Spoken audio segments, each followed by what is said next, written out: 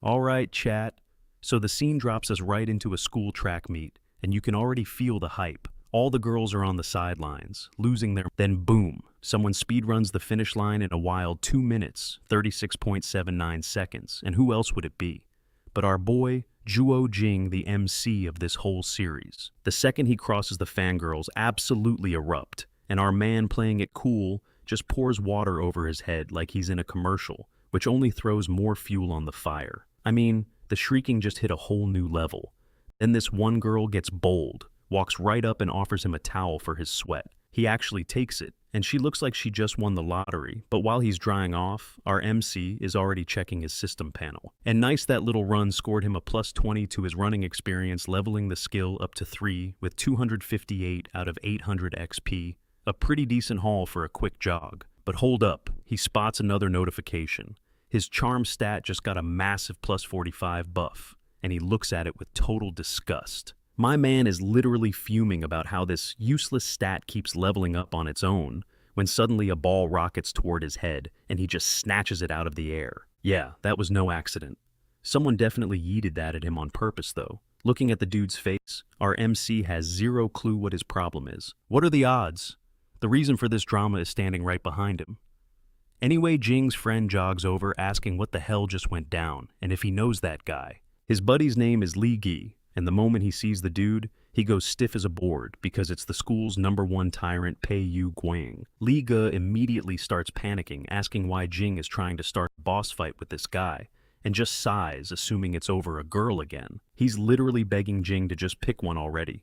Anything to stop drawing aggro from the entire male population of the school. But our boy couldn't care less about any of that. So Li Ge points out that while he might not be interested, every other dude around them clearly is. He even warns him that Yu Guang is seriously bad news, and asks what he's possibly planning to do about it. Jing's answer is simple. He'll just work out more, causing Li Ge to almost lose his mind, yelling that pumping iron is useless and he needs to learn actual combat skills. Now that might be true for a normal person, but our MC is built different. See, about a month ago, he was randomly dropped into this world. It's almost a perfect copy of Earth, but it came with a game-like system window, and here the grind actually pays off. None of his effort is ever wasted. As long as he repeats an action enough, he can literally unlock skills for it. That's how he just unlocked the aiming skill at level 1.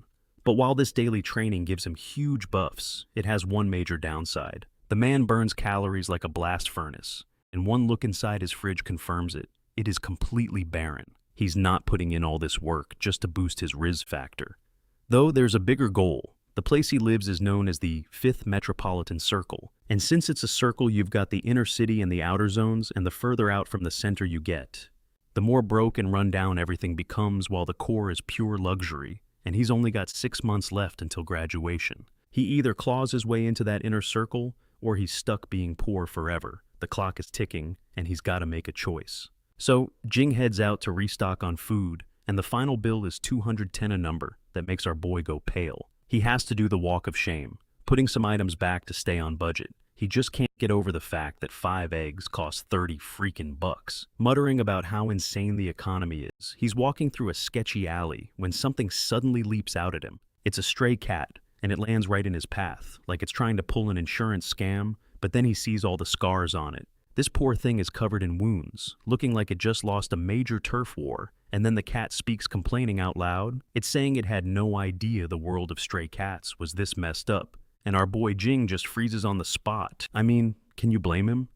The cat just talked. He's staring at it, wondering what is happening when he notices some strange rings on its tail. The moment he touches them, his system lights up. It's detected a divine substance, and he immediately starts absorbing its divinity. A quick lore dump for you, chat. This planet is called Earth Star, or sometimes Jushia, and 287 years ago, God died. Every single human on Earth Star saw it happen with their own eyes, and instead of mourning, they basically threw a planet-wide party. That was the day humanity finally got to stand on its own.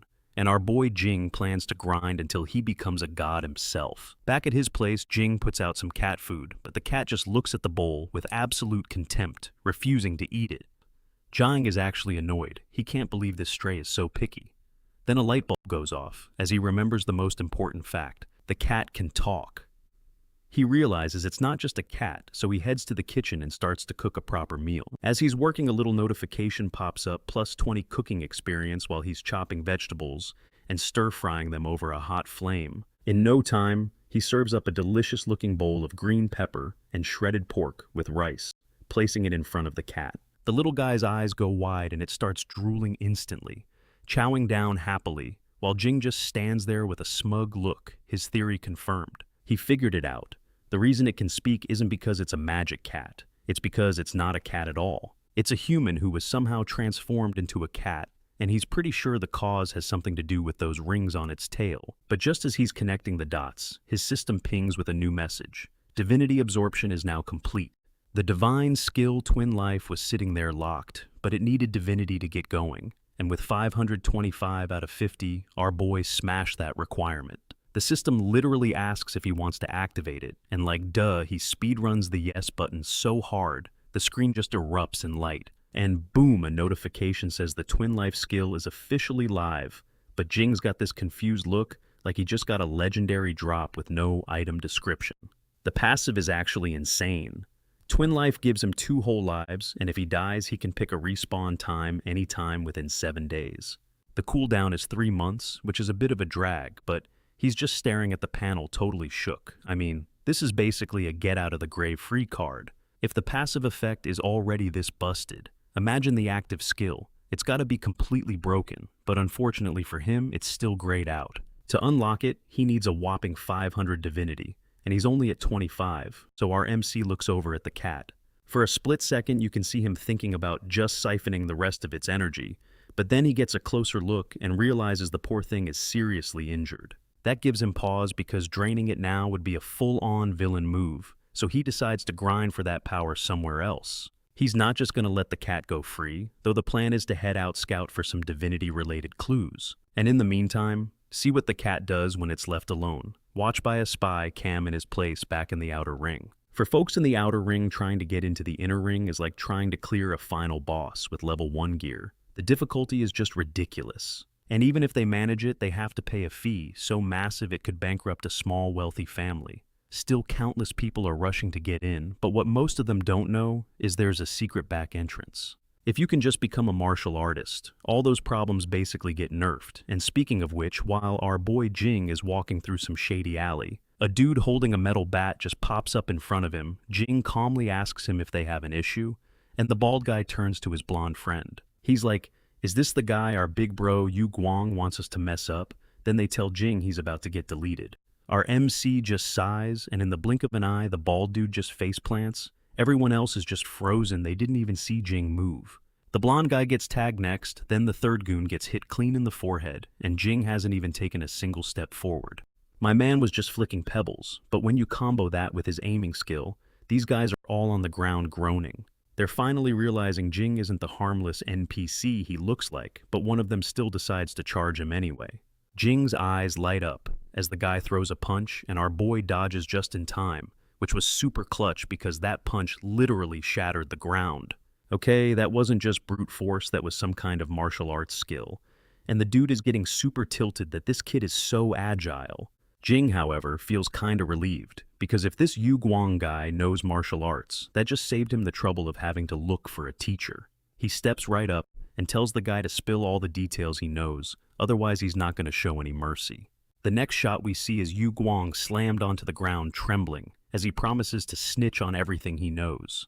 Our boy Jing just grins. He really thought this guy was going to be a mini-boss, but after all that hype, he's just a one-trick pony. Yu Guang just keeps spamming the same punch, and Jing figures out pretty quick that this is genuinely the only move he has. But hey, thanks to him, Jing met the requirements and unlocked his fighting skill. The aiming skill didn't just sharpen his reflexes, it also buffed his punch accuracy, making a martial artist at Yu Guang's mid-level. Super easy to handle, and pretty soon Yu Guang is begging him to stop hitting him, so Jing asks what that punch was supposed to be. Yu Guang nervously explains it's not a move, it's called inner force. Apparently it's about gathering energy from your whole body and then blasting it out with a special technique, so Jing asks how to train it. Yu Guang admits he only learned the absolute basics and can't explain it properly, so Jing grabs him by the collar and just calls him pathetic. He starts listing off all the wild rumors about Yu Guang, how he smokes drinks, perms his hair, and even commits arson. Not to mention murder, and get this breakdancing, which makes Jing wonder how someone with that kind of rep could fold so fast. Yu Guang frantically explains, those are all just rumors he spread to build a scary image, because if they were true, there's no way he'd still be in school. Jing slaps him and warns him that if he forgets today's lesson, our boy will personally beat him up every single time they meet. He adds that since Yu Guang likes bullying classmates, he has to write a self-criticism essay when he gets home. Then he has to recite that essay 10 times in front of the entire class during morning reading tomorrow. One of his goons has to record it so Jing can check the tape later, and Yu Guang's face is all swollen and puffy. Tears are just pouring down his face as he swears he'll obey every single thing Jing said, and when our boy moves again. Yu Guang flinches thinking another beatdown is coming and screams for him not to hit him, but Jing just reaches down and snags his phone. He pulls up the dojo's address since Yu Guang was useless at explaining inner force. Jing figures he'll just go straight to the source himself. That night, deep inside the city's inner ring, Jing is following the map to a T when the system tells him to turn right in 120 meters. A system window popped up confirming the throwdown was over, and our boy just banked a sweet plus 109 fitness points. Not to mention plus 50. Aiming XP, he felt totally refreshed from a 33-point health preservation buff, and, yo, he even unlocked the fighting skill tree. On top of that huge W, he got 68 battle experience, and after the stats updated, his fitness hit level 2, sitting at 431. Health preservation also leveled up to 1, while his cooking was chugging along at level 2. His running was already at level 3. Charm was a solid level 2, and everything else spiked across the board. And that brand new fighting skill unlocked at level 1 with 68 points already loaded in. Which is nuts because usually you have to grind at the gym for a whole hour just to get like 200 fitness points, but this one not so hard boss fight gave him a wee bigger XP drop than any workout ever could. Plus, a whole new skill and a light bulb just went off in our MC's head if he wanted to seriously power level his character. He was going to have to start farming mobs way more often. So, with a new quest accepted, he rolled up to the Golden Wind Dojo, which honestly looked pretty clean.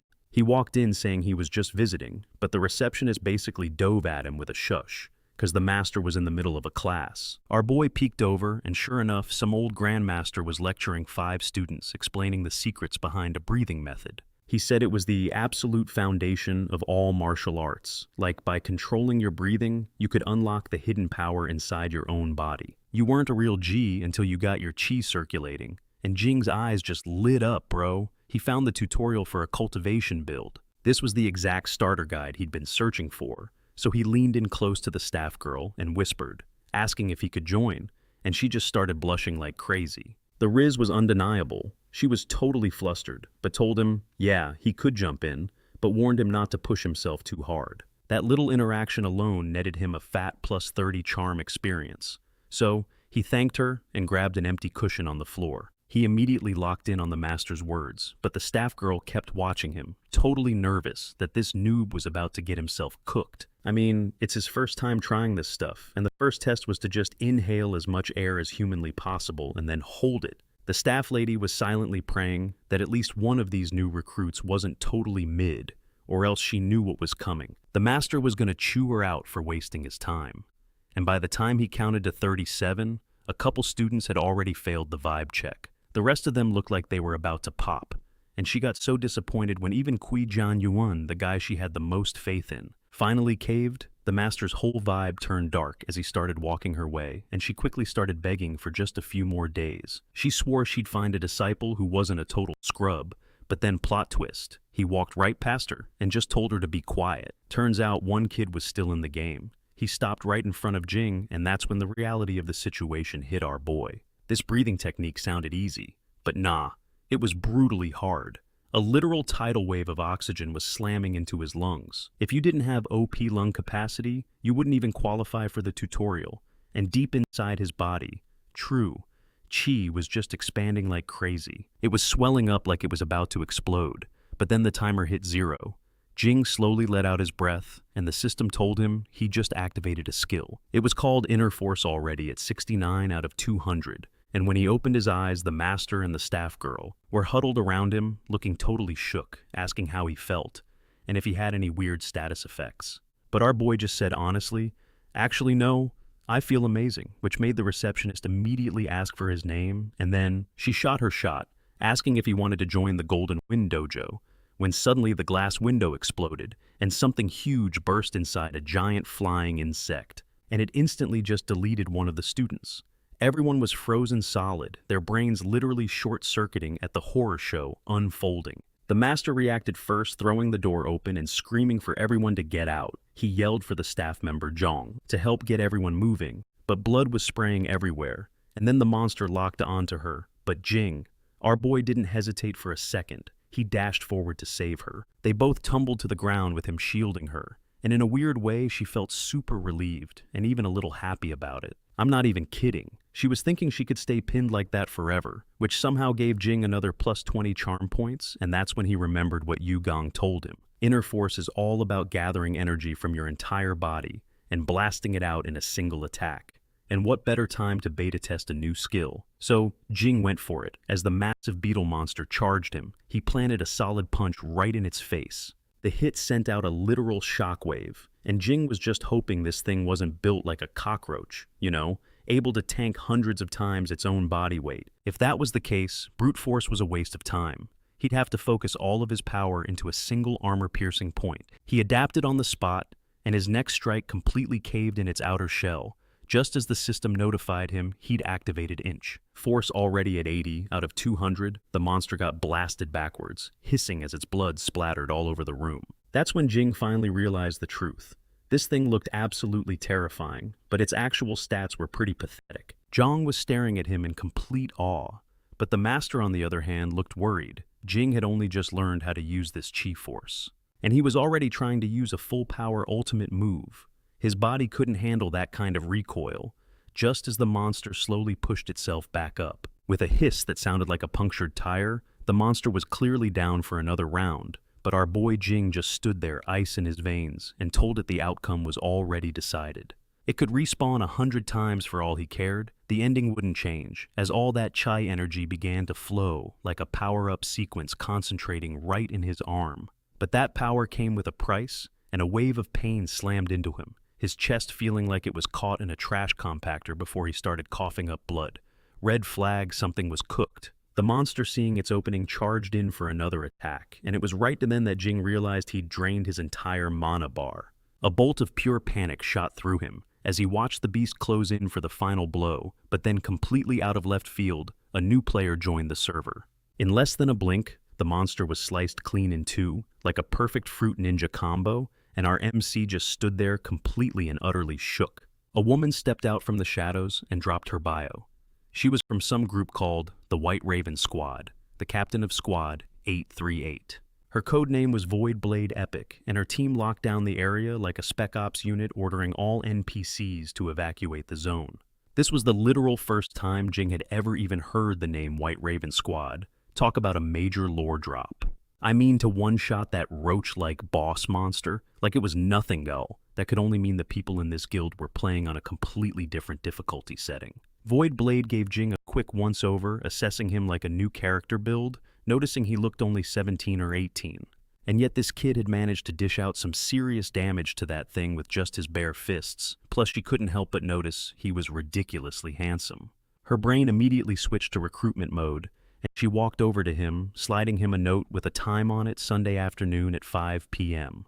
The note had an address, and she promised if he showed up, she'd spill all the tea he wanted to know, so obviously our boy Jing took the paper.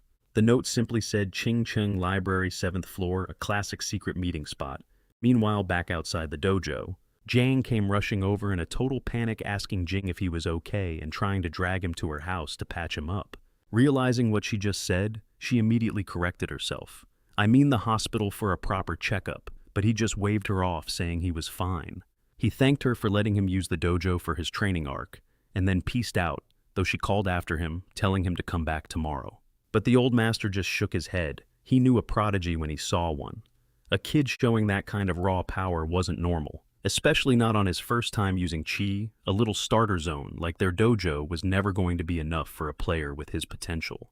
As our MC strolled down the street, His system notifications were blowing up his screen. He got a sweet plus 29 to his fitness experience. He also banked plus 89 health preservation experience, plus 50 charm, and a massive 98 fighting experience points. This pushed his fighting stat up to 166 out of 300, unlocking a brand new skill called Inch Force, which sounds simple enough. You just have to gather up your chi into a single point, then shoot it out at max speed over the shortest possible distance. If you timed it right, you could basically punch through even the toughest tank's defenses, and Jing was dying to test drive this new ability again.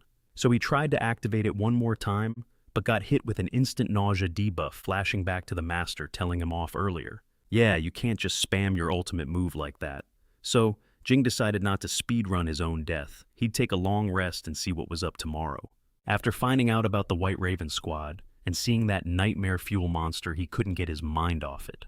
How many other secrets was this world hiding from him? He finally decided he had to check out that address on the weekend. Getting back to his apartment, he saw a light on through his window, which was super sus, so he checked his phone and saw what his cat was up to. There it was, sitting right in front of his computer screen, and the second Jing walked in and said something, the cat jumped like it got caught. He asked it what it was doing messing with his PC. And even though it was caught red-pawed, the cat tried to play dumb, which just annoyed Jing. Since his pet wasn't talking, Jing figured he'd deal with it later after getting some sleep, and he just collapsed onto his bed. The cat tilted its head, sensing something was wrong. It could smell blood on him. Wait, did he get into a fight? That single thought instantly pissed the cat off. She'd already claimed this human, who in the world would dare to bully her property. She jumped right onto Jing's stomach, demanding to know what happened, and told him to spill the beans, no matter who it was. Shi Ning Fengna, the literal leader of the dragon sect, would go get justice for him personally. Our boy Jing, completely unfazed by this bombshell, just calmly confirmed his suspicion, so it really could talk. He said he knew it was human the whole time.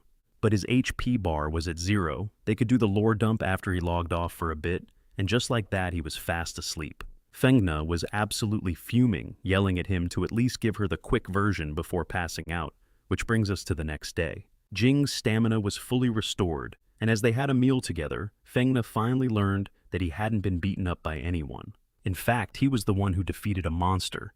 Jing just nodded to confirm, and she frowned. She had never heard of monsters before.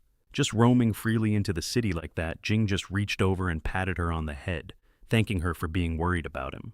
The moment he called her by her name, she blushed like crazy, but she tried to put on a tough act, telling him he couldn't be so casual. She was a sect leader. He had to address her with respect. She demanded he call her Lord Nair from now on. Our boy Jing just rolled with it. I mean, a talking cat, why not? But he wasn't going to let her off easy. He needed answers about what she was doing. On his computer in that video, and you could see her pupils shrink. A cold sweat breaks out as she's frozen solid, like her internet just died. That thing on Fengna's tail? It's called a cattail ring, some kind of god-tier artifact, and she was busy trying to look up the patch notes for it. Our MC reaches out and pokes her tail, making her totally shriek. Then she drops a lore bomb. Apparently God got deleted from the server 287 years ago. Word on the street was the golden particles of light left over were these god relics, stuff our boy had only read about on fan wikis until now. But seeing one, IRL, finally made it click how it could drain his divinity. And she's like, how long are you gonna keep grabbing my tail? He got a little red in the face and pulled his hand back real quick, a bit embarrassed. Then he asked her if she was trying to find the instruction manual for the ring, and she shot that down fast. She wasn't trying to use it, she wanted to uninstall it. She broke it down for him. The Dragon Sect was the biggest crew in Ching Chung, and they didn't just run the usual entertainment spots. They were also deep in the drug game, with martial arts gyms. Their power level spiked way too fast, and it painted a huge target on their back. Next thing you know, she got jumped in her own crib. Someone slapped that cursed item on her, and poof, she was nerfed into a cat as she barely got away. By the time she escaped, the Dragon Sect was already under new management, and her only shot at getting her human form back was to get the ring removed, and yeah, she wanted to see every last one of those people get absolutely cooked. So he asked what the plan was now. He figured if you can't find the answer on the internet, a library is a total dead end too, but she shot back that she already had a strategy. The whole plan hinged on him grinding his martial arts skills until he became OP, and he's just like, what does that have to do with this ring? She explained that once he got famous, every major organization would try to recruit him, and there was a chance one of them would have a god relic user. By using those new connections, they could follow the quest line until they found someone who could finally get this cattail ring off her. Hearing that people would be lining up at his door just made our boy grin. He was totally down for that. Her idea was to get him into the best dojo around, asking if he knew the Hidden Dragon Dojo, which he did from back when he first thought about learning martial arts. He'd checked the membership fees for every dojo in the city, and Hidden Dragons was ridiculously high, like a premium skin in a video game. But the price wasn't the main thing, he remembered. It was the insane number of bad reviews the place had online. She just scoffed, saying those people were scrubs who couldn't handle the grind, so of course they'd fail and leave bad feedback. She insisted that among real pros, nobody ever disrespected the Hidden Dragon Dojo, so he was convinced and asked how to even get in. Her answer was easy. Just follow the old school traditions of the martial world, raid the dojo, and he just stared at her with total disbelief. He asked if they'd actually let him join after he just wrecked their whole spot, and she looked at him like he was a complete noob. Raiding a dojo is basically just a high-stakes interview, she explained. Disciples are sorted into tiers, some just pay their way in, but even if they train hard, it's useless if they don't have the talent. Others have talent, but no real power, and taking 8 or 10 years just to be decent is a waste of time. On the path of a martial artist, your mentality is everything. It's your most important stat. You need an unbeatable spirit to throw an unbeatable punch, and storming a dojo is the best resume you can possibly submit. It's the ultimate proof of that spirit. She told him to go the next day since she had her own business to handle. The following day, a student met our boy Jing at the entrance to the Hidden Dragon Dojo, and they went to shake hands. But the guy suddenly squeezed hard, and Jing, feeling the pressure, just assumed it was the first test. And if it's a test, you better believe he's gonna ace it. He channeled all his power and squeezed back, causing the guy to scream that his hand was about to break into a million pieces. Immediately, other students swarmed them and started cracking up, telling Jing not to worry about it. Apparently, this guy's a total martial arts nerd who challenges literally everyone he sees to a fight and gets bodied almost every single time. The dude's face turned beet red as his loudmouth classmates completely exposed him in front of everyone. It was only then that Jing realized the guy was just a random dude, not a test. Just then the crowd parted as the old dojo master himself appeared. He was with several of his top disciples, and the students were shook. I mean, the big boss himself actually came out. He even brought the direct disciples who almost never show their faces, and you could hear people nervously whispering. They were all wondering if some huge event was about to go down, or if the dojo was closing. This old master, by the way, was Meng Bo Shang. He was in a wheelchair, with a black cat chilling beside him, and a small woman was pushing his chair. Her name was Jushan Yin. On his left was a green-haired guy named Chen Fu Guang. To his right, a tall dude named Li Qi, and behind them Meng Qing Zhao, and Jing just froze. Dude! Feng Na was right there with them. The master lifted his hand and the crowd went dead silent, his gaze landing right on Jing. He asked if Jing was there to challenge the dojo. Feng Na shot him a little wink, and our MC glanced over, thinking she looked pretty good. The old master let out a chuckle, saying it had been quite a while since anyone had the balls to try and raid his dojo. The old man hit him with the big question, did Jing think he was even qualified? And our boy, being brutally honest, was like, if you put it that way, I really have no idea. Based on a quick scan, the power levels around here seemed kinda mid, so Boshan decided to switch gears and start a pop quiz. First up, his name, which Jing gave him.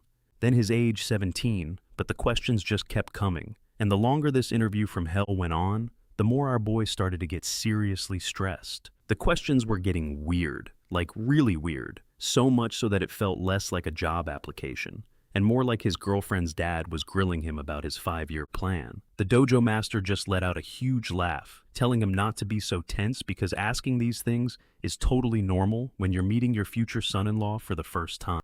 Our MC is shook. He leans over to Feng Nia and yells, "What the heck is going on?" And she just whispers right back that she's totally in the dark too. Then Jushan Yin steps in, calling the dojo master grandfather, and says it doesn't matter if he's qualified or not. A fight has to happen first. She then locks eyes with our boy and tells him she'll take it easy on him. Yeah, right. Jing just gives her a firm nod. He's ready to rumble, and all the other disciples are losing their minds. Their precious little senior sister was actually going to fight as far as they were concerned. This kid was already cooked, while Feng Na is just over there pouting. She's complaining about how this whole thing turned into a matchmaking session instead of a real fight, right? As Shan Yin tells him to watch himself. For a split second, Feng Na actually felt a pang of fear for him. A target icon appeared. Shan Yin launched a punch, and Jing just slickly dodged it. Before she could even blink, he grabbed her wrist and completely flipped her onto the floor, the slam leaving her totally seeing sirs. This guy Fu Guang narrows his gaze, commenting on how our MC's reaction speed and takedown form were just picture perfect. He even said Jing's moves were a spitting image of his own style. Back in his prime, Bo Shan is just laughing his head off, praising Fengna for scouting such a top-tier seedling. He's all like, "You found a real treasure for an old man like me," and Fengna proudly shoots back, "Of course I did." But deep down, she was sweating bullets for our boy. Just a few seconds ago, Jing turns to the master and asks if his dojo storming counts as a success, and at that exact moment, the system alert dings. He just cleared a mission for the weak defeating the strong. Talk about an underdog story earning him a sweet plus 21 to fighting experience. He also got a massive plus 121 in fitness experience, while his health aiming and everything else spiked too. He even got plus 50 charm. Guess that move had some riz, and the dojo master declares that since our boy beat Shan Yin, with literally zero formal martial arts training, he's without a doubt qualified to be a direct disciple. He also adds, "It's probably time to change up the honorifics," and our boy just smiles, greeting his new master. Then he greets his new senior brothers and sisters, and Fu Guang welcomes him as their brand new 7th junior, all while Shang Ying looks mortified. She finally introduces herself for real, admitting she totally slept on him, then warns him not to get cocky from one lucky win. That's when Jing finds out she was the youngest direct disciple before he rolled up, so he thanks her for the, guidance. She just hits him with a scoff classic tsundere. Then a woman walks up and calls him Young Master Shuai, offering to get him started on the paperwork. Jiang is mega confused, asking why in the world she's calling him that. So Bo Shang breaks it down for him. Basically, a direct disciple is a big deal, and you can't have people looking down on them. So starting today, Jiang is technically an inner ring resident, making the Young Master title totally standard, but Jing asks if they can maybe workshop that name. It's making his skin crawl, so she offers Master Jing instead, and he just sighs and takes the L whistle. Over in the lounge, Jing's chilling on the sofa, while Feng Na gets super comfy, just casually resting on his lap. And he tells her that this dojo storming thing wasn't nearly as tough as she made it out to be, after all. Shan Yan got one-shotted, but Feng Na shakes her head, telling him he's completely wrong. Apparently, Shan Yin is way stronger than him on paper. And martial arts isn't just a game of comparing stats. Your mood and physical condition play a huge role. Your brain, your strategy, and even pure RNG can flip the script and decide who wins. This gets Jing thinking pretty hard. He puts it together. Shan Yin got nerfed because she underestimated her opponent, and Feng Nia confirms it.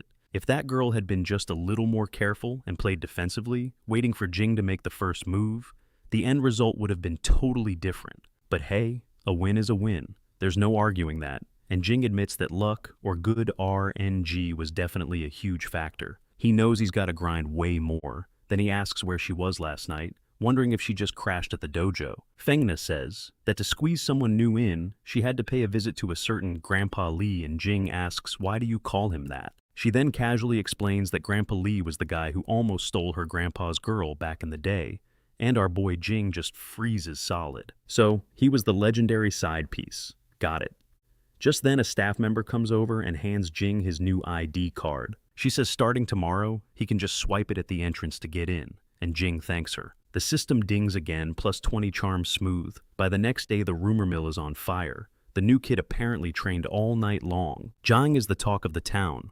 Everyone is shook by how much of a beast he is, which nets him a fat plus 234 XP, plus 133 in health preservation. Plus, a bunch of sports and Interforce XP. His Interforce actually hit level 2, and to top it all off, his favorability with everyone skyrocketed, which also juiced his charm by a whopping 35 points. Bo Shang was putting our boy through an absolutely brutal training regimen, forcing him into a deep squat. While the old master was basically screaming one more rep, his Interforce experience shot up by a clean plus 99.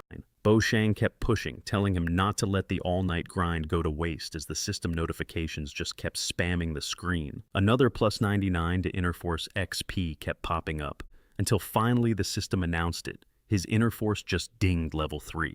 The instant the training wrapped, our MC just collapsed, landing flat on his butt, feeling completely and utterly cooked. Bo Shang let out a sigh, totally amazed, and said that out of every single disciple he's ever taken on, our boy Jing was easily the strongest, and that he'd be ready to learn the secret hidden dragon sect cultivation method super soon. Jing was sprawled on the floor, breathing like he'd just run a marathon, but the second he heard that, he shot right up, asking what level he needed to unlock it. Bo Shang just stared at him, realizing this kid was a legit martial arts addict, not just a casual player. Then he told Jing to hold out his hand. Jing thought that they were about to have another boss fight, but instead, Bo Shang's aura exploded like a bomb, and his eyes started glowing red. A tsunami of true ki slammed into Jing's body. He had absolutely no clue what was happening or how to even begin to resist this power-up. Bo Shang asked him what his usual workout was, and Jing just said he did a little running, nothing special. Then he nervously asked if his body was bugged or something, but Bo Shang just shook his head, saying there was nothing wrong with him at all. In fact, it was the complete opposite. Jing's body was scarily perfect. Every single part of him was balanced, like a character created by a god with min-maxing OC. Basically, he was a natural-born martial arts prodigy, but Jing knew the truth. It was all because of his OP system panel. After he unlocked the fighting skill, his body just got this massive stat boost. So, in a way, he really was a genius, just a system-made one. So, he asked again, "Can I learn the cultivation method now?" But Bo Shang frowned, wondering why he was in such a hurry to speedrun everything. He laid it out, plain and simple. Jing had been grinding all night, and his body was riddled with debuffs, trying to cultivate right now. Would be like willingly walking into a one-hit KO. Jing asked what the next step was. Then Bo Shang told him to just go chill in the lounge for a bit. He said someone would bring over the sleeping dragon ointment, which is basically a top-tier health potion. And later that night, there was a knock on Jing's door. And who was it? It was Shan Ying, claiming she was there to treat his injuries. Our boy instantly froze up, thinking, is this a side quest, or is she here for revenge? She told him to lose the shirt, and he did what he was told. But the moment she saw his upper body, her eyes kinda lit up with surprise. My man was way more ripped than she expected, and seeing her reaction gave him a little ego boost. Then she ordered him to lie down. And what do you know? The system hits him with a plus 45 to charm, while she's ordering him to play nice, lie still, and not make a single move. She started applying the medicine, and Jing was like, hold up, because he honestly had no idea what her angle was here. The way she was moving was just so extra. It felt like she was deliberately messing with him, and then she leaned in super close. As she's rubbing this stuff all over his chest, she drops the bomb that she's actually a super competitive person. His face was burning up, but he noticed that through all of this, he was actually passing this insane self-control check. While she's pretty much on top of him, she asks why he's not saying anything, and Jing just calmly replies that it's all good, as long as she's having fun, he says. And after a beat, she admits that she only lost to him because she got careless. Still, she was feeling pretty salty about it, so she decided to use this opportunity to mess with him a little as payback. Ding, another plus 45 charm notification pops up, as she says she hopes he's not mad at her. Man, Jing's charm stat is going to the moon, but his expression is still stone cold, and he explains he's not angry, just dealing with some leftover pain. Nothing major. She says the top half is done, and then suggests he should probably take off his pants next, even reaching for his belt. Jing's hand shot out like lightning, grabbing hers and saying he'll handle it himself, which made her giggle, admitting she was just messing with him. Apparently seeing him panic like that was super funny to her, so she just tossed him the ointment and said the rest was up to him. Then she just up and left, so he immediately started grinding again, doing some hibernating dragon technique stances and banking, plus 98 fitness XP, a bunch of identical system notifications, spammed his vision one after another, and later Jing was walking down the street feeling like he'd been hit by a truck. He was muttering about how wild that was, how he almost got completely dismantled by that woman, when suddenly the system announced a level up. His fighting level popped to level 3, and his inner force went up to level 4. Our boy was absolutely beaming when he saw those gains. With no other quests in his log, he decided it was time to hit the library for his appointment, but as he walked, he kept thinking about the squad's name. I mean, White Raven Squad sounds like something straight out of an edgy teenager's notebook, when in reality, it's just Ching Cheng's special police. Still, why on earth would they want to meet in a library of all places, he thought, as he walked into the Ching Cheng library. Jing got to the 7th floor, and it was a complete ghost town. He was seriously wondering if this was all just some big elaborate prank. But then a voice called out to him. He whipped around to see a tall woman with long blonde hair appear, introducing herself as Wu Yu Qing. So Yu from Childish Yuji and our boy Jing from Sunny Day Qing Tian roll up, asking where the heck Voidblade is. They were also pretty sus about meeting in a library, but she just drops it. Yeah, she's Voidblade's personal informant. Apparently, this whole meeting is off the books, so the special police station was a no-go, and she even admits she was skeptical of him at first. But after seeing our boy in person, she's completely sold. She tells him he's in, and Jing's just like, hold up, on what grounds? Then she says it so casually, she knows he's hunting for god relics. Our boy freezes up, and his face just screams, guilty! A little smirk spreads across her face as she asks how he even got the intel on god relics to begin with. He totally dodges the question. No way is he spilling the tea. Instead, he flips the script, trying to figure out who this woman is and what her backstory is. She plays it cool, though, saying it's fine if he doesn't want to talk. Her bad for not kicking things off with a proper explanation. So she pours him some tea. He takes a sip and, oh, it's just plain water. Then she does this weird flex, pouring the water back into the pot, only to pour him another cup, right after telling him to try it again. Jiang is beyond confused. It looks like regular H2O. He has no idea what this little magic trick is supposed to be, but he drinks it and is instantly shook. This time, the water is sweet, and she calmly begins the lore drop, explaining that 287 years ago, a god was basically unalived. A deity straight up died, and when it bit the dust, its power shattered into countless points of light that scattered across the globe. They call him God's blood. This god's blood then proceeded to infuse itself into random objects, living things, and even stuff born from human imagination. Anything that got a buff from God's blood became what's now called a relic. And, yup, the item right in front of him is one of them. Its serial number is literally God, 1567, the Sweetwater Kettle. Our boy Jing leans in to inspect the goods, because let's be real, a part of him thinks she just spiked the water with sugar. She just hands the kettle over, and his system immediately pings, detecting a divine substance. His divinity stat starts ticking up, +5 on repeat. His total divinity soars to 502, breaking the 500 cap, and that's all the proof he needs. He can literally farm divinity just by touching god relics. With his active skill now fully loaded, a stunned Jing asks what the kettle's actual special ability is. Like, does it just make water sweet, or can it boil water with no heat, all while his divinity stat just keeps climbing? Which makes sense since he's still holding the dang thing. She just giggles, saying his guess was pretty warm. She's clearly thinking he's a total noob who hasn't seen any endgame content, which she finds kinda cute. But then Jing notices the water level isn't dropping. Could the kettle be an infinite use item, he wonders, and she's actually impressed. He's using that big brain of his all while his divinity notifications just keep spamming his screen. That +5 just keeps coming, and he stops even counting when he realizes he can finally activate his skill. She says that as a top student from Chingchong affiliated high, she expects him to see the big picture here. He thinks it through, looking at the Sweetwater Kettle, and it clicks. This thing is a perpetual motion machine, an item that literally breaks the laws of the universe, which makes him wonder if the endless electricity back in the inner ring is being powered by relics just like this one. But she tells him not to get lost in the theory crafting.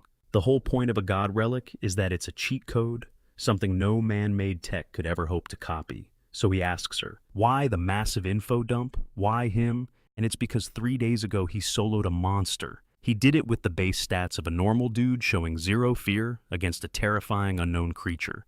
And with that, she slides her business card to him. It reads, Wu's God Relic Containment and Research Company, Limited. And her title is CEO. She's the final boss of this whole operation. Turns out her company is also the official gear supplier for the White Raven Squad.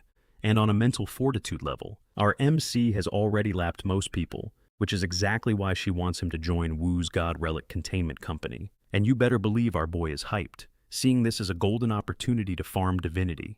He's totally down to join her team. He immediately pledges to follow every order, because a God Relic Containment Company isn't just a job to him. It's a god-tier workplace, an S-rank dungeon he absolutely has to clear, and personally, I love it when our protagonists have more than 2 brain cells to rub together. I mean, this company sounds like a place where he'd be swimming in god relics all day long. Just the thought of it has him buzzing, getting rich and becoming OP. That's a seriously broken combo right there, considering his only source of divinity XP is from these relics, and his passive twin life is already this busted. How broken will he be if his active skill is even more ridiculous? Like, would anyone on the server even stand a chance? The thought has him actually laughing out loud, and Yu King can see he's totally lost in his own power trip fantasy. She just pulls a document from her bag, hands him the contract, and tells him to give it a once-over. If there are no red flags, he can just sign it. So he skims the document, and it looks like a pretty standard work agreement. So, the job contract looked pretty normal, but then our boy spots some extra spicy clauses. First up, a major confidentiality agreement. It basically said this job was in a high-risk special field, messing with god relics, meaning things could get real sketchy. The life insurance was kinda cracked though. If he gets permanently nerfed or fully deleted, his family gets a 5 million gold drop for medical funeral and all that. But there was a massive catch if the wipe happened, because our MC was griefing or had a huge skill issue. He'd get absolutely zero compensation, which basically screamed that this job was not in the safe zone. Then she started to explain the mechanics. God relics are apparently on a tier list. D grade are basically harmless cosmetic items, C grade are kinda dangerous, then you got B grade. That's the high danger zone, and A grade is the final boss level of scary. He'd only get thrown into that later if he grinds enough XP. Our boy was about to ask for the deep lore on A-grade relics, but she just completely cut him off. She told him not to even think about that yet. An item that OP isn't something one player or even a whole guild can handle. When a world boss like that spawns the actual government, GMs have to step in. So he switches gears and asks the million-dollar question, why him? I mean, just because he bumped into a god relic once doesn't make him qualified. And it's not like she knew he had a secret system panel, right? Or that he was grinding out martial arts skills. He just couldn't believe she'd send a guild invite based on one dude's recommendation. The whole situation felt super sus. But then she hits him with a plot twist. He was wrong about something. It wasn't that he found the god relic. It was the god relic that found him. He was totally shook. Apparently these relics have their own AI or something. They actively send out friend requests to people they vibe with, and some humans are born with a passive buff that just attracts these things like a magnet. And surprise, surprise, she's one of them, and she could tell our boy Jing spawned into the world with the exact same character trait, and to prove she's not capping. She slid him that whale tier salary offer. The contract said he'd be getting a monthly paycheck of 200,000 fros. On top of that, every time he secures a relic, he gets a 25% project bonus, plus a 1% stackable share of the company. And it finally clicked for Jing just how valuable he was. Suddenly it all made sense why they were trying to speedrun his recruitment. He played it cool though, saying the money didn't really matter, he just thought, God, relics were sick. Then he went ahead and signed the thing. He hands the paperwork back to her like a boss, and says to take good care of him. She just smiles and says she's hyped to work together. Our MC tells her if that's everything he's gonna dip. And she says her goodbyes. Now, he has to juggle dojo training and hunting relics. His schedule was about to be absolutely cooked. He was already worried that his whole school quest line was gonna get put on the back burner. So he sends a quick text to his bro G, asking him to tell their teacher he's taking a sick leave because he's totally bedridden. G hits him back, like say less. Bro, I got you. I mean for a 200,000 a month salary, who even needs to graduate? He wouldn't even earn that much. 10 years after getting a degree, our boy's main quest was clear. Now, just get OP.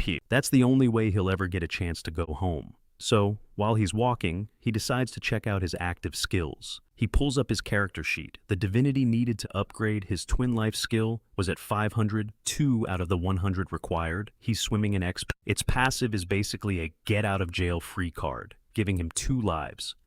If he dies, he can respawn anytime within 7 days, but it has a 3-month cooldown. The active portion of the skill was now unlocked too, needing 500 divinity, which he just barely cleared at 502. The system asks if he wants to activate twin life, and you already know he smashed that yes button.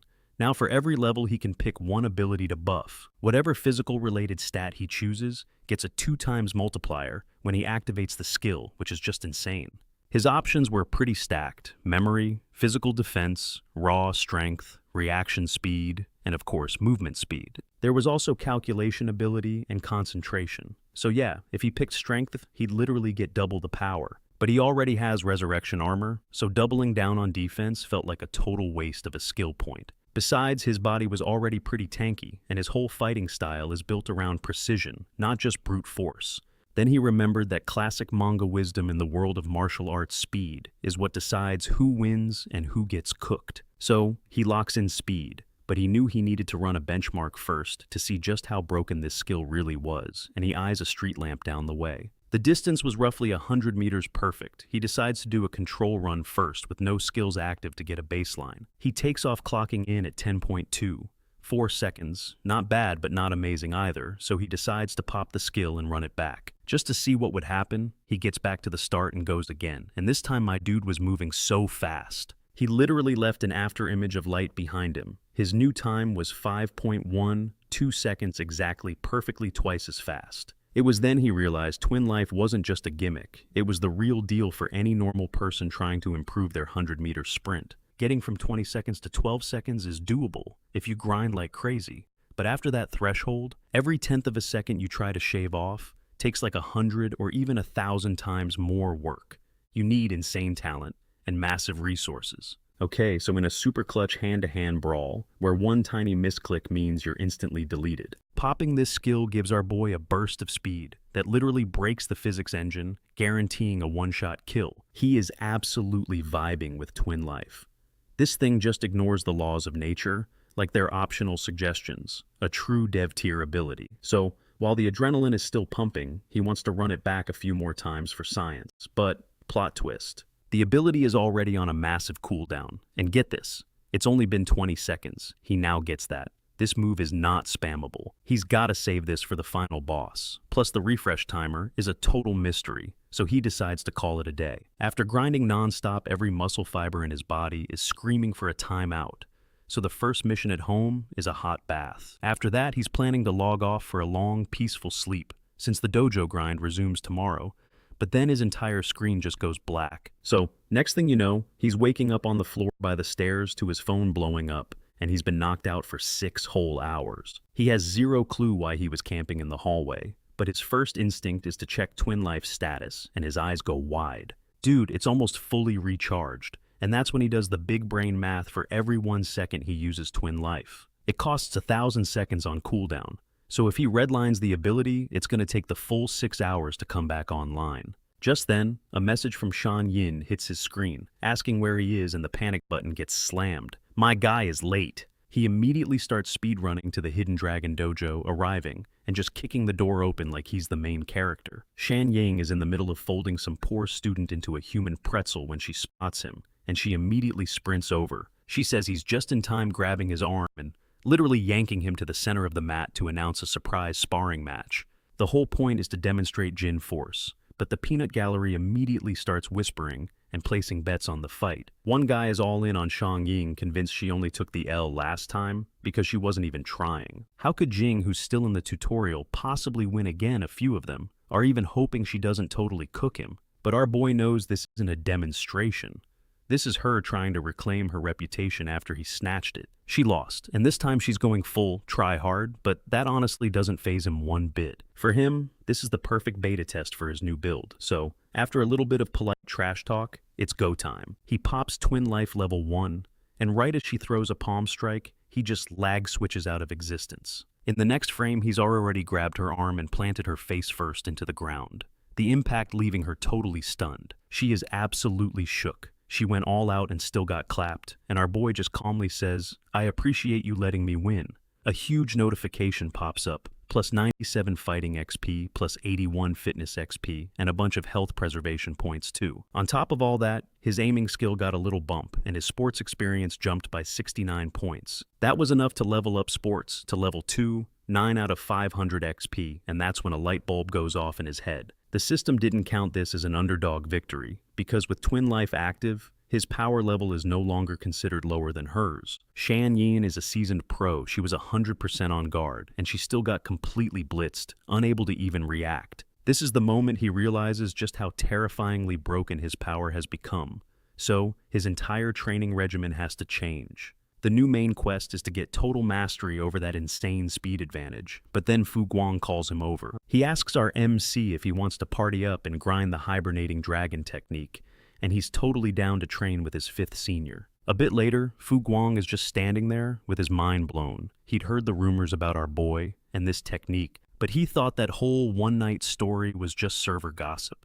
Now he sees with his own eyes that Jing is about to unlock Dragon Key. I mean, when Fu Guang first started, he could barely last 30 minutes. This level of talent gap is just depressing. Still, he decides to drop some major lore about a legendary state that exists in the martial arts world. It's the ultimate endgame build called the Treasure Body, which is all about upgrading your physical form into a literal mythic tier item. To get this form, you need to achieve 5 types of perfection, starting with muscles that can hold dragons and elephants. Then you need tendons like a coiled iron tree, skin that shines like glazed glass, and bones as hard as indestructible jade. And finally, blood that drips like molten gold. So that first one, the dragon muscles, means you're so insanely strong. It's like you're literally housing mythical water dragons in your body, and the iron tree tendons are just that rooted and unbreakable. Skin like glazed glass means your skin becomes a perfect seamless barrier, like being coated in polished crystal. Indestructible. Jade bones is exactly what it sounds like.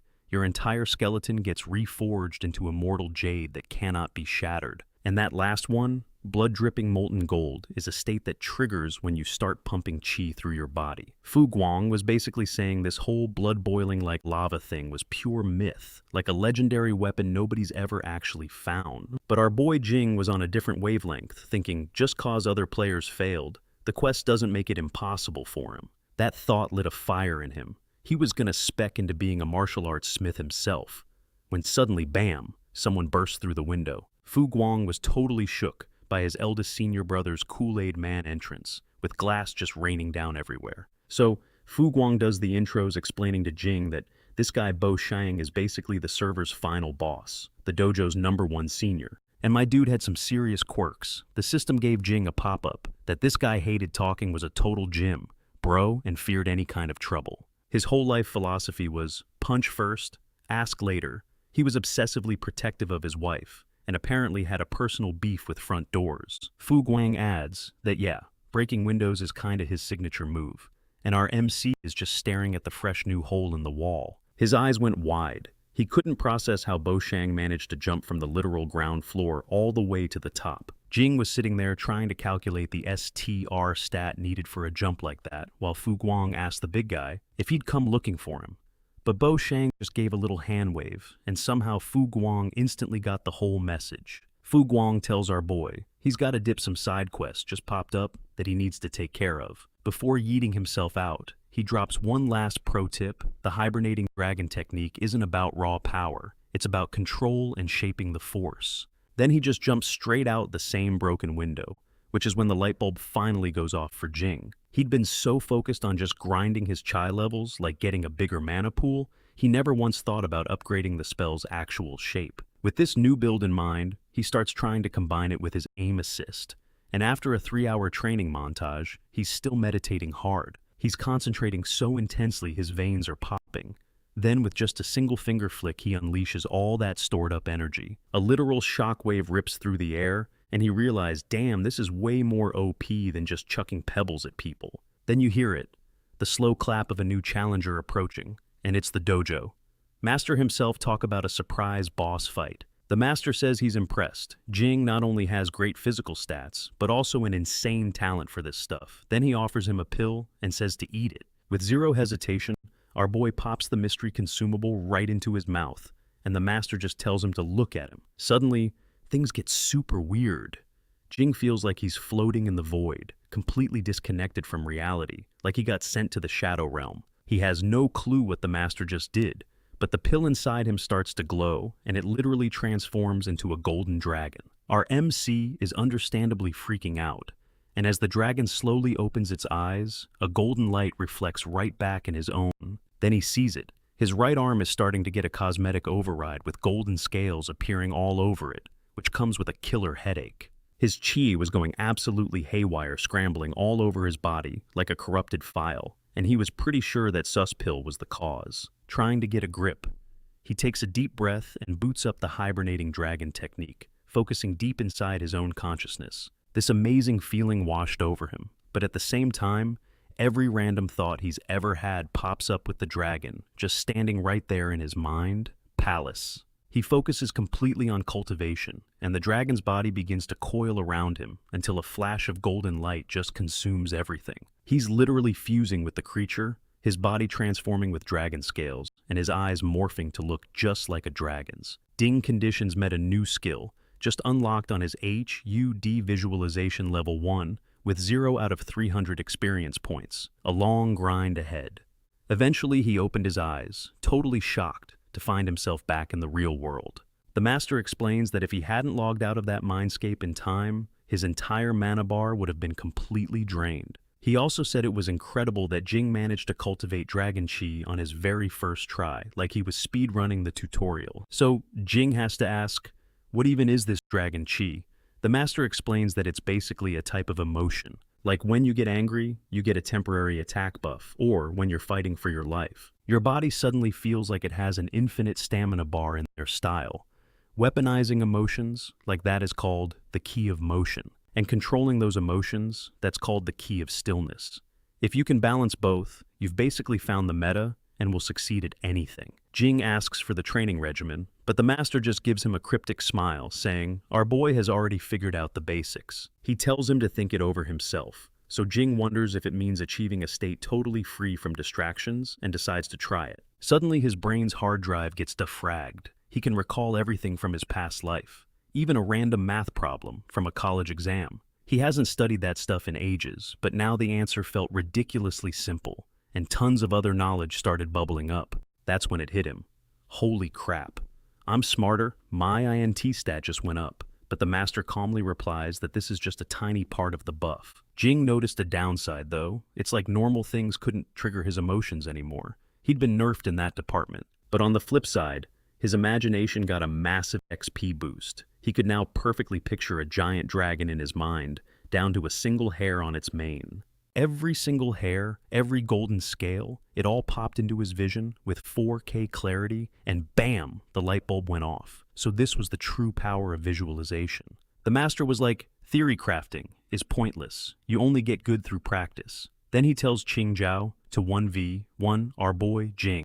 She's over there still munching on bread, her face looking like she fought a croissant, and lost when the master explains something wild about Qing Zhao. Apparently her control over her movements is S-tier, the best out of all the disciples. Not even her own dad Qi can keep up, which definitely got Jing's attention. He's wondering who's more OP, her or the sixth senior sister.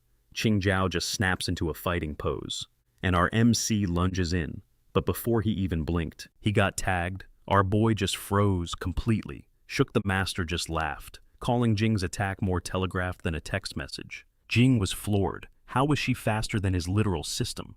Hack his golden finger so he charged back in. This time he was going all out. It didn't matter what he tried. He just kept getting comboed. He was throwing out every dirty trick in the book, because in a real fight, there are no rules. The person left standing wins the one on the floor. Loses simple as that. She proves it by sending him flying with a massive kick. He's even coughing up blood. But our MC is built different. He just wanted to run it back. They kept grinding until the sun started to set, but Jing was not about to rage quit. He finally managed to matrix dodge one of her punches and landed a solid hit right on her chest. The impact was enough to actually push her back. Jing was just standing there, stunned by the weird feeling left on his hand, while the master speed ran over to catch Qing Zhao. He stops her from face-planting into a wall and calls the training session over his reasoning. Qing Zhao was clearly hungry. Fighting on an empty stomach was just a waste of time. He told her to go rest.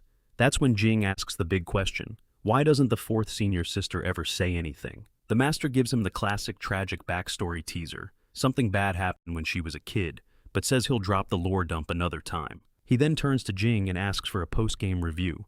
Basically, did you learn anything, or was that a total waste? Jing kept it 100. He was absolutely wrecked. The system chimed in showing his fitness was now 827 out of 2,000, and health preservation was up to 468. His running stat also hit 699. He admitted he'd never been this gassed in his whole life, but at the exact same moment, he'd never felt so alive either. You know that good pain, his charm was still low at 66, but his aiming stat was climbing, hitting 567. His fighting stat jumped to 520, and everything else spiked. Even his visualization stat was now a crazy 251 out of 300. It finally dawned on him just how much of a final boss the fourth senior sister really was. That 4-hour sparring session was an insane XP farm. He got more progress from that one fight than weeks of solo grinding. His new plan was to just shamelessly follow her for more training, and with that he headed home. Our boy brought Fengna some fried chicken as a peace offering, but the apartment was empty. It was getting late, and he started to wonder where she went. That's when he heard some sus sounds coming from the bathroom. Jing was confused. Fengna definitely didn't bring a guest over. There was only one pair of shoes by the door. Was she in there? Then his brain kinda went to a dark place. What if an enemy found her and locked her in? He remembered her, mentioning she had beef with people, and his anxiety went through the roof. So, he busts into the bathroom like the Kool-Aid man, only to find her just chilling in a bubble bath. She panics and starts splashing water everywhere. He tells her to chill out real quick, saying if they take too long, the fried chicken is gonna get cold. Her eyes lit up like it was Christmas, and one thing led to another. Now, they're bathing together with her sitting on his lap while he scrubs her fur. Between the chicken and the 5-star spa treatment, her brain just blue screened. The system immediately detected a massive surge of favorability toward Jing. That little event netted him a plus 89 to his charm stat. Then the cattail ring started to glow. She put her paw on his chest as the light got insanely bright. He slowly opened his eyes, and dude, that paw was now a human hand. Our MC just froze up because Fengna had gone and turned human. Well, mostly human. She was still rocking the cat ears and a tail. She freaked out, jumped up and screamed at him not to look at her. Her tail literally wrapped around his eyes to blind him. He's trying to get her to calm down, and she's asking if he's being for real. He promises he's not capping, and tells her to get up so they can talk this through, but then she feels this weird jolt go through her. Our boy asks what's wrong, and she just says it's nothing. While blushing like crazy, she's wondering why this transformation had to happen at a time like this. Jing theorizes they might have accidentally triggered the transformation condition for the god relic, which actually gets her attention. Then it clicks for her, just a few minutes ago. She had that tiny little spark of affection for him. So, Jing's like, you're telling me a little bit of Riz plus some fried chicken is the activation key to turn you human.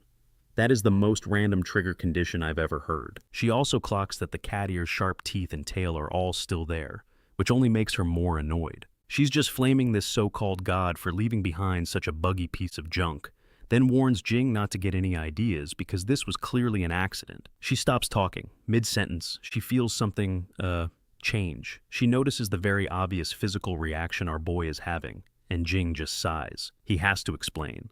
It's just a natural biological thing he can't control, but he also warns her that if she doesn't move away pretty soon, he might not be able to hold back, so she agrees to move her tail, on the one condition that he keeps his eyes shut, no peeking. He agrees, but as she tries to back away, she slips on the wet floor and falls, the stumble bringing them way too close together again. And yeah, their private zones definitely brushed her face, instantly going into thermal overload. The sensation was just a total system crash for her. Our boy Jing was literally grinding his teeth, holding on to his self-control like it was his last mana potion, telling her to just take it easy, move slow. He warned her that if she kept flailing around like a fish on land, his willpower bar was going to hit 0. She just cried, insisting it was a complete accident. And he knew, but he was like, look, speedrun out of this room while I can still manage this, otherwise the door is locking, and you're not leaving. That line completely freaked her out. She basically teleported to the door, slamming it behind her like a jump scare. Just got her. Jing could finally breathe.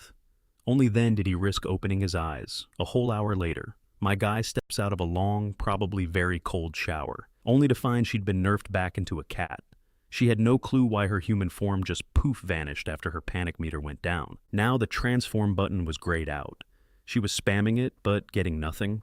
This whole bug was leaving her completely baffled. He sat down next to her, reaching out for a reassuring pet.